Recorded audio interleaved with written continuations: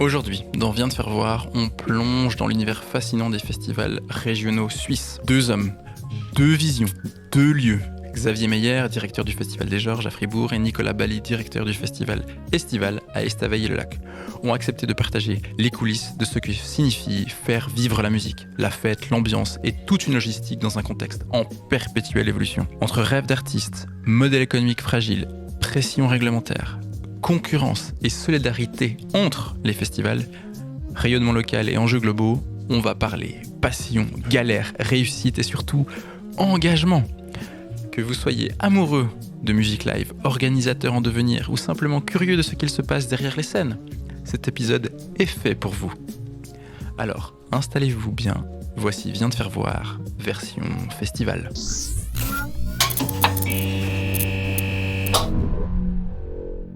Bienvenue dans l'émission Viens de faire voir. En quelques mots, je vous laisse vous présenter. D'abord toi Xavier.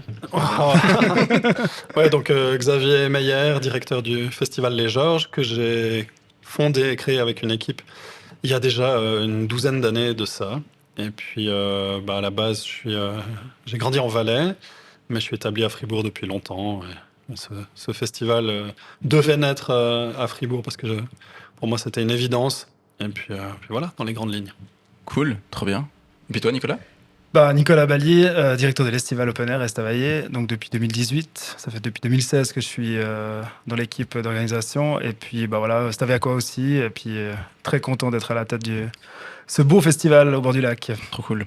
Bon, alors aujourd'hui, on va parler un peu musique, on va parler festival, on va parler un peu post-Covid, on va parler comment on finance un festival, on va parler un peu diversité, un peu aussi engagement durable en lien avec les festivals. Ma première question, c'est quoi d'être directeur de festival, quoi, genre en 2025, après tout ce qui s'est passé pour le Covid, comment c'est de se financer, quoi. Enfin, tous les aspects, quoi. Qu'est-ce que c'est vraiment d'être un directeur de festival ? Je pense que c'est un job un peu saisonnier parce que tu fais pas la même chose à chaque saison, ça évolue. T'es un petit peu lié à la recherche de partenaires. Dès que le festival est terminé, il faut redémarrer avec ce genre d'aspect-là. Il y a toute la partie programmation qui va suivre. Et puis en plus, tu peux attaquer assez vite avec les premiers sujets de logistique, de terrain, plus toutes les petites choses, les engagements d'équipe. Et chaque année, c'est un petit peu une boucle qui recommence. C'est important de pouvoir couper les ponts aussi, peut-être au mois d'août, et respirer un petit peu. Mais ouais, je trouve qu'il y a vraiment ce côté... je sens ce poste comme un truc très cyclique chaque année, en tout cas. Ouais, je suis assez d'accord avec ça, dans le sens où, première partie, c'est vraiment très programmation, jusqu'en décembre, janvier. Pour toi aussi, je pense, c'est un peu ça. Puis après, là, on commence à être vraiment dans la phase opérationnelle où on check un peu tous les secteurs, puis que tous les secteurs doivent être OK. Et puis le recrutement, c'est clair, le recrutement. Moi, je donne toujours jusqu'à la fin de l'année civile pour recruter. Puis ensuite, c'est les détails qui ne sont pas des détails, mais toute l'organisation, puis checker tous les secteurs, tout roule en fait, c'est ça. Oui, parce qu'il y a toute une première partie, genre de septembre à janvier-février, qui est un peu plus tranquille, je pense. Ou bien... On n'a pas dit ça. Non, je pense pas non plus. Non. On doit créer tout le futur festival, en fait, c'est ça. Enfin, on part de zéro, une affiche, elle est à zéro, et puis tu pars déjà dans un concept, que ce soit pour la programmation, mais aussi pour la structure, pour apporter des nouveautés, des choses comme ça. Donc tu dois... Justement, c'est là la phase la plus créative, puis la plus... prenante presque. Enfin, moi, c'est au quotidien, clairement. Et c'est clairement un a priori qu'il faut vraiment casser. C'est que souvent, les gens nous disent, bon, là, ça va, t'es dans la période tranquille, vous démarrez bientôt. Pour certains partenaires, ils ont l'impression qu'on s'y met au mois de juin pour juillet. Alors que non, très clairement, il y a un travail dans l'ombre qui est pas le plus intéressant, mais qui est essentiel, qui démarre, mais vraiment juste après le festival. Et nous, on a encore la chance, avec la taille relativement modeste des Georges, de pas programmer plus d'une année à l'avance. Mais si tu prends des plus grosses structures, tu es déjà en train de réfléchir en 2024 sur ce que tu vas faire en 202026. Nous, on le fait déjà. Maintenant, pour l'année prochaine. Enfin, disons de passer des offres. En tout cas, t'as pas le choix de te placer, en fait. Enfin, vous aussi, dans le fond, tu dois te placer avant et puis réfléchir avant. Si tu veux vraiment quelque chose, il faut te placer avant. Sinon, d'y réfléchir, peut-être que c'est important. Mais ce que je veux dire, c'est que c'est important de conclure une édition, peut-être juste se laisser une respiration, mais par contre, c'est assez court. Après, ça redémarre donc très vite, quoi. Donc vos festivals, ils sont juillet et puis fin juillet. Et donc du coup, vous avez le mois d'août un peu tranquille, grosso modo, et puis ça redémarre en septembre. Pour moi, c'est ça, ouais. Moi, je dirais que même déjà pendant Paléo, il y a beaucoup de discussions, il y a beaucoup de choses, parce que tu croises beaucoup de monde, tu sais quel artiste fait quoi, comment, et puis tu anticipes déjà les choses. Et puis déjà maintenant, nous, on n'a pas passé des offres, mais on déclare des intentions pour certains artistes pour l'année prochaine, déjà Ça, maintenant, clairement. Donc c'est déjà bien avant, ça s'arrête jamais vraiment, quoi. Il y a Ah, juste non. des périodes plus ou moins fastes. C'est ça. Et puis pour compléter par rapport à ça s'arrête jamais vraiment dans ta semaine non plus, parce que évidemment, dans des structures comme celle-là, il y a assez peu de gens qui sont engagés à 100%. Oui. Il y a beaucoup de bénévolat aussi. On peut en parler, il y a des postes fixes, il y a une structure bureau qui existe, mais forcément que les disponibilités des personnes avec qui on collabore, des fois c'est le soir ou c'est le week-end. Moi, ça m'arrive assez souvent que des gens du staff me disent « Ah oui, on pourrait parler de ça, je te propose qu'on se voit dimanche matin. » Mais moi, j'ai déjà bossé toute la semaine là-dessus. C'est difficile de cloisonner un petit peu ton... Et puis vous avez des vies de famille aussi, quoi, donc c'est On pas a des évident vies non de plus, quoi. famille, Et puis on n'a pas les mêmes structures entre les deux, quoi. C'est clair que moi j'ai un job entre guillemets à côté, et c'est vrai que c'est un vrai job à côté. Moi aussi maintenant, mais c'est vrai que c'est nouveau. Ouais. Mais il faut jongler entre les deux, et puis c'est vrai que c'est ça qui est pas évident. Et puis comme tu dis, les gens ils sont dispo le soir, ils sont dispo le week-end, mais attends, t'es là, on a aussi des enfants, donc il faut aussi gérer ça, et puis c'est tout un équilibre à trouver. T'es bénévole en plus pour le festival. Ouais. La dinguerie. Mais on a quand même 4 personnes qui bossent soit des mandats, soit qui bossent pour nous en salarié. Donc heureusement on a de l'aide, on a aussi un petit bureau, on a quelque chose, on a une personne qui est là tous les vendredis pour bosser pour l'estival, plus le programmateur, plus 2 personnes qui sont vraiment sous mandat. Donc heureusement ça allège une partie pour nous, quoi. Mais du coup, parce que là j'entends que toi t'es bénévole, Xavier toi tu travailles pas à plein temps, donc c'est-à-dire 8 ans quand même pour les gens. 8 ans quand même, mais bon le bureau c'est quoi, 3-4 personnes peut-être plus? Ouais, chez nous c'est 5, mais c'est des petits pourcentages. Je suis le seul à 80%, mes collègues c'est plutôt du 40 et du 20. Ok. On a 2 équivalents plein temps. Puis après il y a une quarantaine de membres du staff qui sont salariés, alors c'est des petites rémunérations. Et puis après il y a encore une armée de bénévoles extraordinaires. C'est ça. Ouais. C'est vrai. Mais ma question c'est comment vous faites, parce que ça c'est quand même une grosse structure. Comment ça se fait qu'il y ait entre guillemets pas plus d'argent, ou comment ça se fait que ça soit pas plus rentable, ou que ça joue pas plus ou mieux ou moins bien. Enfin c'est quand même spécial, quoi. Ouais, alors moi je pense que c'est un petit peu un sacrifice, ces fameux métiers passion.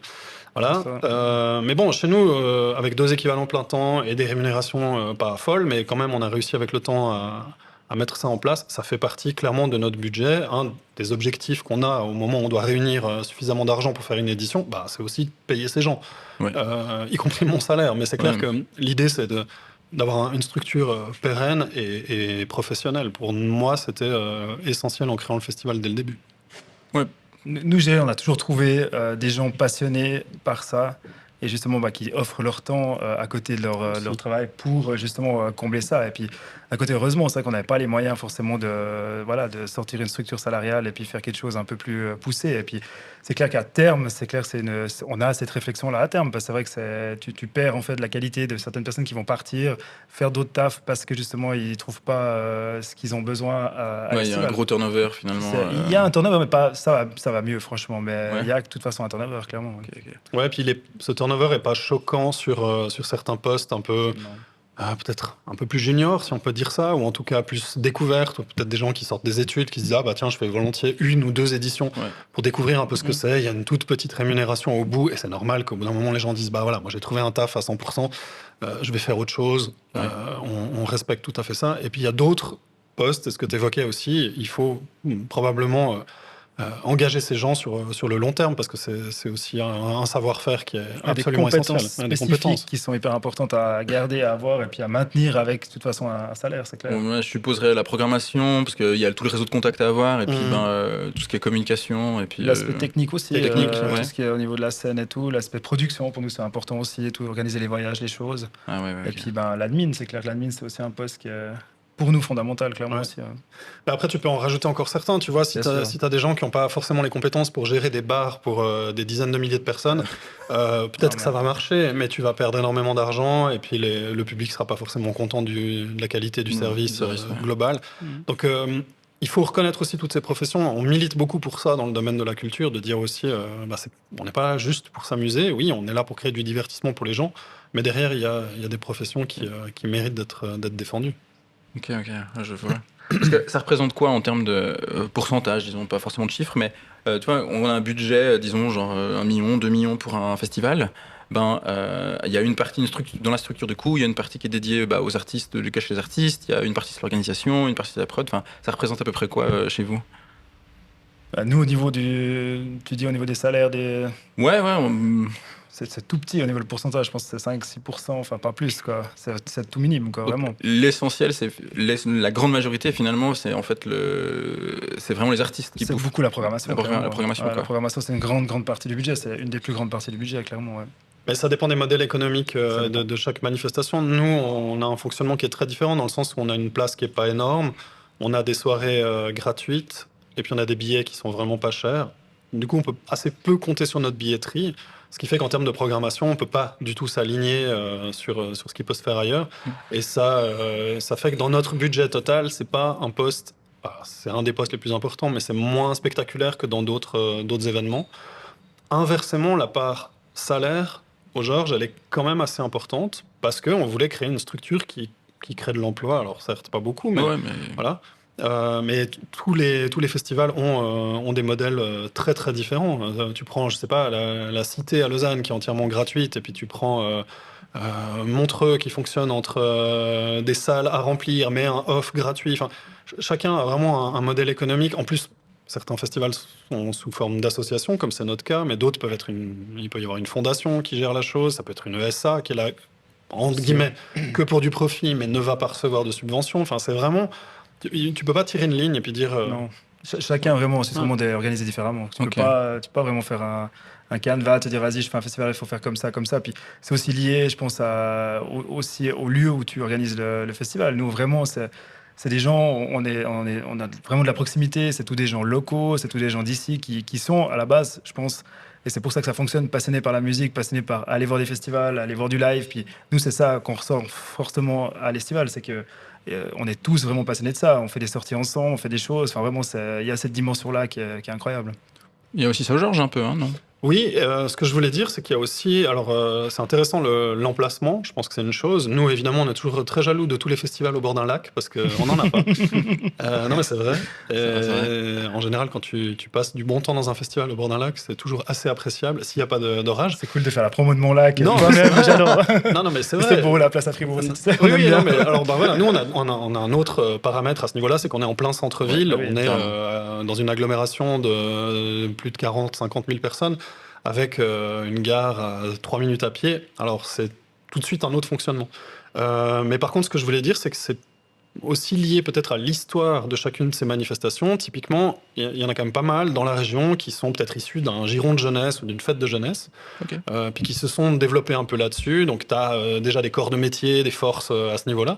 Nous, on a démarré un petit peu de nulle part, avec un côté peut-être un peu plus estudiantin. On était plus un groupe d'étudiants et étudiantes. Il y a 12 ans, et puis tu pars avec d'autres ressources, peut-être beaucoup moins de compétences terrain, pratiques, peut-être plus de compétences en admin, en com. Enfin voilà, c'est assez intéressant de voir aussi que l'historique des manifestations, et puis en Suisse maintenant il y en a tellement, il y en a beaucoup qui commencent à fêter 20 ans, 30 ans, 40 ans d'existence. Donc là aussi, en termes de savoir-faire, d'expérience, et puis d'échanges que tu peux avoir avec ces organisatrices, organisateurs, c'est assez génial. Les Georges, ça fait plus de 10 ans que ça existe, et puis l'Estival, c'est 30-33 ans. Ah ouais. Nous, à l'origine, c'est aussi un groupe d'amis en fait, qui ont lancé ça. C'était pas vraiment un giron comme ça, mais c'est vrai qu'on est plus proche de ces gens des girons qui viennent aussi chez nous par la suite. C'est clair qu'on a certaines compétences que tu dis, je te rejoins. Et là, dernièrement, notre nouveau responsable FNB, c'est un ancien président d'un giron. FNB, il faut que tu expliques ce que c'est, je pense. FNB, donc Food and Beverage, pardon, les boissons et puis les stands food. Et puis, voilà, c'est quelqu'un qui a certaines compétences, certaines choses qu'il a acquis, puis qu'il a envie justement de perpétuer avec le temps, puis d'augmenter d'année en année avec l'estival. Ce qui est assez cool, quoi. Donc on a cette possibilité d'attirer ce genre de gens. Puis moi je dis souvent, les gens qui viennent, ils viennent soit acquérir des compétences, soit ils sont dans leur domaine de compétences, puis ils continuent, puis c'est une trace dans leur CV assez importante. Puis moi où je suis fier, c'est qu'il y a des gens qui passent à l'estival, puis après qui trouvent le job qu'ils voulaient trouver pour leur vie. Et ça, je trouve incroyable. Soit dans la culture, soit complètement ailleurs. Soit complètement ailleurs, clairement. Mais ça, c'est un peu compliqué parce que dans la culture, ce qui est un peu embêtant, c'est comme il y a du budget un peu nulle part, du coup, ça veut dire qu'après, ils sont aussi coincés à des salaires ou à des revenus ou à des situations qui sont pas si idéales. Non, mais tu peux travailler aussi dans une administration dans le domaine de la culture. Il y a peut-être des secteurs comme le théâtre ou l'opéra où il y a un peu plus de ressources. Si tu as travaillé dans la technique, dans la prod, ok, c'est un petit peu différent, mais il y a quand même des bases que tu as pu acquérir. Si c'est des gens qui ont travaillé peut-être plus dans justement la gestion des bars, le service, il y a plein de secteurs qui peuvent s'ouvrir. Ouais. Et puis ça peut être lié au tourisme, ça peut être lié à plein de choses. Donc non, je pense qu'on doit valoriser aussi tous ces stages, ces gens qui viennent apprendre sur le terrain. Moi, je raconte toujours une histoire. Un jour, on était, il y a quelques années, ça à l'Estival, on cherchait du monde pour faire Rhodes quelques temps, parce qu'on avait besoin deux Rhodes de plus pour une soirée. Là aussi, tu dois expliquer ce que c'est. Rhodes, donc les personnes qui aident justement à l'arrière du festival. Qui installe les scènes, qui pousse les choses, qui démonte les camions, qui démonte les scènes, qui réinstalle les scènes. On avait besoin de 2 staffs supplémentaires. Et puis, c'était à midi, un repas, on était plus d'une centaine de bénévoles. Je me lève, puis j'ai vraiment un peu gueulé en disant « Tu veux qu'on regarde plutôt là ?» Ah, ouais. Du coup, vas-y, continue. T'es en plein dedans. Ouais, on a senti là. Non, et puis je trouve incroyable l'histoire parce qu'en fait, ce gars, il était là, il était assis comme un bénévole à manger et tout bien. Et puis j'ai pris la parole pour dire j'ai besoin de quelqu'un et tout, quelqu'un est motivé. Lui, il a levé la main, il est venu et depuis là, il est resté tout le week-end en tant que Rhodes. Ouais. Et maintenant, il est engagé. Enfin, c'est son métier, quoi. J'ai encore croisé il y a pas longtemps et il fait ça. Il était avec des groupes à Paris. Et l'autre jour, je vois ses stories, je dis attends, c'est cool. Puis il me dit toujours, mais tu te rappelles pas la fois où justement tu t'avais proposé ça et tout. C'est incroyable. Enfin, moi, je trouve ça fou, quoi. Ouais. Vraiment, je trouve ça fou. Il n'était pas du tout du métier. Peut-être, je sais pas, il n'avait pas de job ou comme ça. Puis il s'est mis là-dedans. Puis je l'ai croisé, je sais plus, au concert de Vianney une fois à Lyon. Je l'ai croisé à l'Arena plusieurs fois. Enfin, c'est assez marrant. Il est vraiment là-dedans. Puis il cherche ses jobs. Alors bien sûr, c'est des jobs des fois un peu précaires et tout, mais lui, il aime ça. Puis c'est ok pour lui. Donc moi, je trouve incroyable. Ouais, parce que même pour vous, hein, c'est un style de vie en soi. Enfin, genre, vous expliquez au début que bon, c'est toute l'année. Vous bossiez un peu tous les jours, qu'il n'y avait pas de moments un peu. Il y a des moments un peu de plus plat, mais grosso modo, c'est un style de vie. Genre pendant les festivals, enfin, je bosse aussi en festival avec du coup Xavier au Georges. C'est vrai que c'est tellement des semaines. Enfin, lors du festival, parce que moi je suis là vraiment lors du festival, c'est tellement intense. Quoi, je veux dire. À chaque fois en fin de festival, il y a une espèce d'exutoire au moment où ça se termine là, genre toute l'équipe qui est là à l'année. Un down aussi. C'est clair. Une espèce de libération, mais aussi une tristesse, un down de ouf, quoi. Oui, c'est un peu la colonie de vacances à chaque fois, le groupe de copains. Non, mais bien sûr, c'est hyper important. Et puis, tu sens dans les structures, c'est le cas quand même dans beaucoup de manifestations en Suisse, il y a vraiment une cohésion, il y a vraiment un truc où il y a une ambiance de famille, et puis on peut aussi mettre ça en avant pour les gens qui travaillent pour nous. C'est assez fort comme chose à vivre. En plus, nous, ça dure quand même 6 jours, plus montage, démontage. Donc, c'est assez, comme tu dis, assez intense. Il y a beaucoup à partager, quoi. On est un peu les uns sur les autres pendant 4 jours, enfin, pendant 6 jours, plus le reste. Et puis il y a les montages et des montages. Enfin, depuis nous, c'est fin juillet, donc depuis début juillet, on est vraiment. Et tu revois des gens en fait que tu n'as pas vu des fois pendant une année, ou tu croises des gens que tu croises de temps en temps, mais là tu as plus le temps de les voir, d'être avec eux. Et puis c'est vraiment ça crée vraiment une ambiance, je trouve, assez folle. Et puis après, là, tu quittes ces gens, tu as ce down là, et puis t'es nouveau triste, puis tu recommences. Et puis c'est tout le temps un peu comme ça, mais c'est très fort. Ouais. Ça me fout la nostalgie. Non, mais c'est ça, non, mais c'est clair. Non, mais les liens sont très forts. Ça peut être un repas midi, vite fait, manger une assiette sous un arbre. Enfin, chez nous, côté du lac, hein, Xavier, tu vois, on a des arbres à côté de notre lac en plus. Mais en vrai, voilà, c'est des trucs forts, quoi, vraiment. Puis moi, avec les enfants aussi, tu vois, chez toi aussi. Ça, c'est incroyable. Nous, les intègre à ça, c'est taré aussi. Mes enfants, enfin, ils sont comme des fous aussi. Ils dorment toute l'année avec le t-shirt de l'Estival bénévole. Enfin, t'es là, voilà, ils sont comme des dingues de ça. Ouais. Et c'est beau. Ouais, ça, c'est vrai que c'est assez cool enfin, la dimension familiale aussi qui vient s'ajouter. Où tu vis un petit peu. Vous avez des enfants en bas âge, hein. Enfin, les siens sont un peu plus grands. Moi, ils ont 5 ans et demi et 4 ans. Ok, ouais. Donc, 10, 12, 14, ça va. Ouais, mais c'est encore un peu magique. Mais c'est encore cool. C'est encore un peu magique à ce moment-là. Puis même, les festivals, c'est quand même toujours un peu un truc, même pour nous adultes. Non, mais à pire, ils ont les accès partout, ils peuvent voir des gens, ils peuvent. C'est une dinguerie, comme ils diraient. Quoi. Franchement, c'est ça. Non, mais vraiment. Ils peuvent aller faire en gros comme ils veulent. Enfin, moi, ma fille, c'était passé, c'est la grande de 14 ans, elle a remplacé même à un moment donné au stand merchandising à bosser. Tu vois, il manquait vraiment un slot pendant peut-être 45 minutes, mais avec sa pote, elle s'est mise derrière, elle a commencé à encaisser avec les trucs. Enfin, je trouve incroyable. Enfin, l'expérience des enfants, c'est cool. Très enfants, alors... parlons-en. Hein. Non, mais après, voilà, elle était de bonne foi. Et puis... non, mais par contre, je voulais dire encore un truc par rapport aux professions. par rapport aux professions, c'est que tu as beaucoup de gens, on l'évoquait, où c'est vraiment un métier à l'année, quoi. Et ils font ça peut-être dans d'autres structures, dans des clubs ou dans des salles de concert, etc. Et puis d'autres, comme on l'a dit, c'est un peu le côté vacances. Ils ont un job complètement différent. Je prends chez nous toujours l'exemple du chef de terrain qui est ingénieur forestier, qui a une boîte de plongée, puis qui vit ces activités-là, et qui met tout de côté pour faire beaucoup de choses pour les Georges, et notamment pendant les 3 semaines que durent les montages, démontages. Et la même chose pour la responsable billetterie qui est architecte. Pour eux, pour elle et lui, c'est pas un métier vraiment ce qu'ils vont pouvoir faire sur la place, mais ils apprennent aussi beaucoup. Et puis de mettre entre parenthèses ton job habituel pour prendre du temps pour faire ça, je trouve que c'est assez intéressant aussi. Et c'est vraiment toujours cette grosse différence entre justement les professionnalisations long terme dans le domaine et puis les autres qui viennent apporter encore autre chose.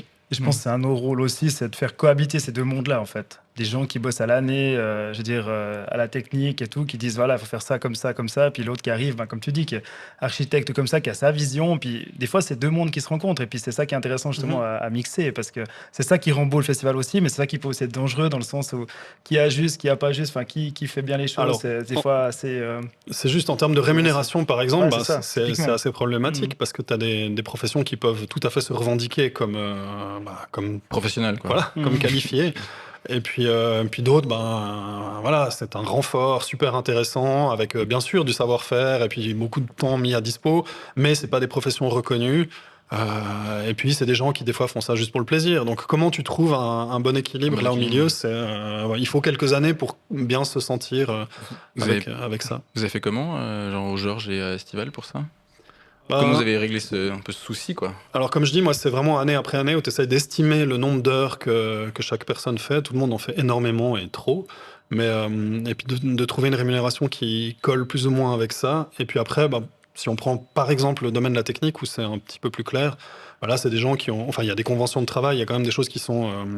que tu es tenu de respecter. Et puis, tu as un peu noir sur blanc les chiffres qui correspondent au salaire de ces personnes. Donc, voilà, trouver un bon équilibre, ça prend quelques années. Moi, je l'ai senti comme ça. Ouais, c'est ça. Après, il y a tous les calculs qui sont possibles, donc les heures, les bases. Enfin, après, tu peux dire, il y en a un qui compte ses téléphones, ses emails, l'autre pas. Enfin, le schéma de calcul, il est différent pour tout le monde. Donc, c'est ça qui est extrêmement compliqué. Après, comme tu dis, heureusement qu'il y a des choses pour nous guider, pour tout ce qui est l'aspect technique, production. Après, on discute beaucoup entre nous. Voilà, qui paye quoi, comment. Et puis voilà, on fait une moyenne. Et puis, je trouve ça intéressant. Ouais. Rien que pour les gens qui aident à la technique. Enfin, voilà, c'est intéressant d'avoir un prix semblable partout, pas être mieux payé chez nous, moins bien, enfin, être correct. Et puis, je pense que c'est important. Et puis, important de respecter ces gens, justement, qui travaillent à l'année.